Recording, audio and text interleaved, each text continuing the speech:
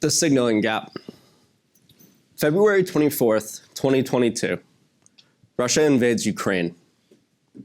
I'm Donald Moratz. I'd like to start with a question. Imagine you lead Kazakhstan.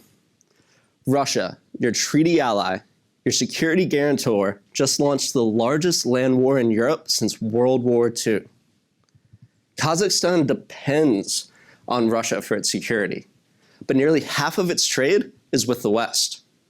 It's caught between two worlds. You can't vote against Russia at the UN. You can't issue a public condemnation. But you need the West to know that you're not on board with this. What do you do? The answer is you use your state media. Not a press conference, not a diplomatic cable, the news coverage itself.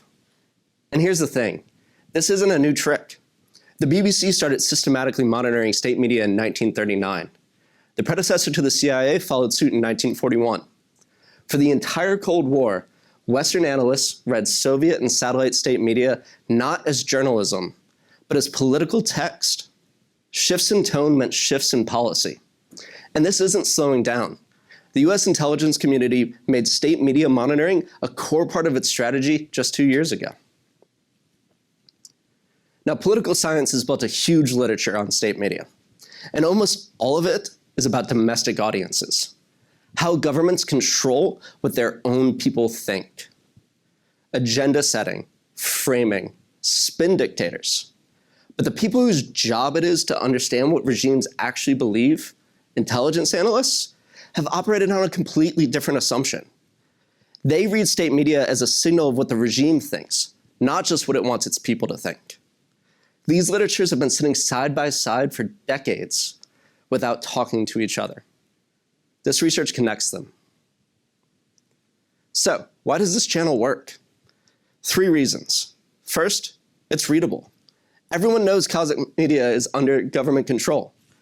So when it shifts against Russia, foreign analysts don't read that as independent journalism. They read it as regime choice. Second, it's costly. Letting your state media go negative on the country that guarantees your security is a real risk. Moscow could notice. That cost is what makes the signal credible.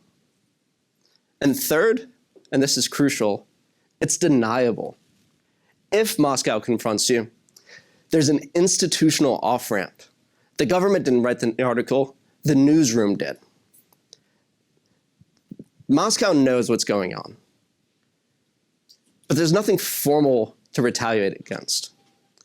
That combination, visible enough to be read, costly enough to be believed, but deniable enough to be sustained, is what makes state media the right channel for this kind of communication. So a quick word on the data.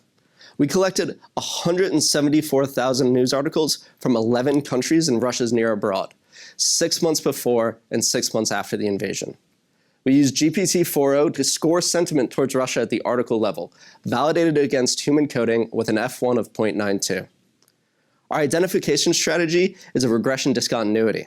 February 24th is our cutoff, and the sharp, unexpected nature of the full-scale invasion is what makes this work.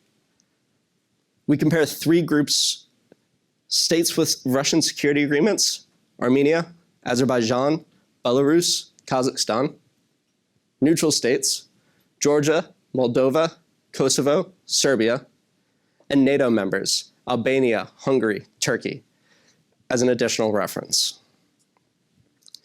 So the first question, does the invasion actually matter? Yes. Across all media, state and independent, sentiment towards Russia dropped sharply on February 24th. You can see the clean break at the dashed line. That discontinuity is what makes everything after this interpretable. But the drop wasn't uniform. Independent media, the dark red line here, fell much harder than state media, the orange line. State outlets managed their coverage. That's consistent with strategic control, but that average hides the real story. So what should we expect when we zoom in on Russia's allies versus neutral states? 2 theories make opposite predictions. The domestic propaganda account predicts suppression. If you're allied with Russia, you protect that relationship by keeping negative coverage out of your state media. Russia-aligned states should be the least negative.